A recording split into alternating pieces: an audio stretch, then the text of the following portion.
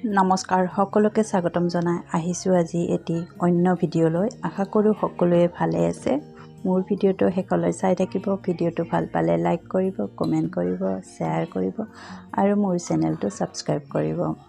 আজি মই ভিডিঅ'টিৰ জৰিয়তে আপোনালোকৰ মাজলৈ লৈ আহিছোঁ দুটি অনুগল্প। আপোনালোকে অনুগল্প দুটি শুনি থাকিব, শেষলৈ চাই থাকিব।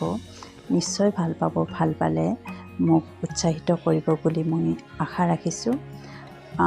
অনুগল্প দুটি তেন্তে পাঠ কৰি শুনা। আপোনালোকে ভিডিঅ'টো পিনে আগবাঢ়ক। প্ৰথম অনুগল্পটিৰ শিৰোনাম হ'ল গৃহলক্ষ্মী। হেৰি কিনো হৈছে, মূৰে কপালে যে হাত দি বহি আছে। আহক চাহ দিছোঁ। এইমাত্ৰ অফিচৰ পৰা ঘৰ সোমোৱা সাধাৰণ চতুৰ্থ বৰ্গৰ কৰ্মচাৰী যাদৱক উদ্দেশ্যি ঘৈণীয়েকে ক'লে, তুমি নুবুজিবা, অহা মাহত ঘৰৰ লোনৰ কিস্তিখিনি উঠাই দিব নোৱাৰিলে হেনো আমাৰ ঘৰ খালী কৰিব লাগিব। কবিতা, আপুনি চিন্তা নকৰিব, ৰ'ব। এইবুলি কবিতাই গডৰেজৰ পৰা 10 বছৰে যাদৱে ঘৰ চলাবলৈ দিয়া মাহৰ মূৰত টকাকেইটাৰ প্ৰতিটো মাহতে অলপ অলপকৈ ৰাহি কৰা টকাৰ বেগটো হাতত দি ক'লে, এইখিনিৰে লোনৰ কিস্তিখিনি উঠাই দিয়া। যাদৱে গণি চাই দেখিলে 1 লাখ টকা আছে তাত। কবিতাক 10,000 টকা উভতাই দি ক'লে, তুমি সঁচাই গৃহলক্ষ্মী। 90,000 টকাৰহে দৰকাৰ আছিল মোৰ। মোৰ দ্বিতীয়টি অনুগল্পৰ শিৰোনাম হ'ল পৰিণাম।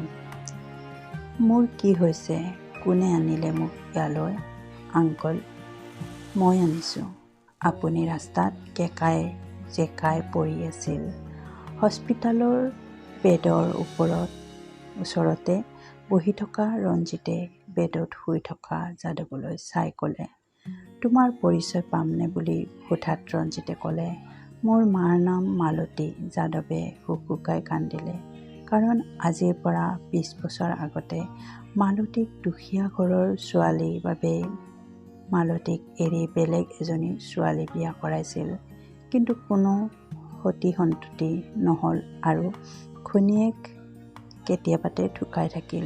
যাদৱে ৰঞ্জিতক সাবটি ধৰি কান্দি কান্দি ক'লে, তোমাৰ মাক মই ঠগাৰ পৰিণাম আজি হাতে হাতে পালোঁ। ধন্যবাদ।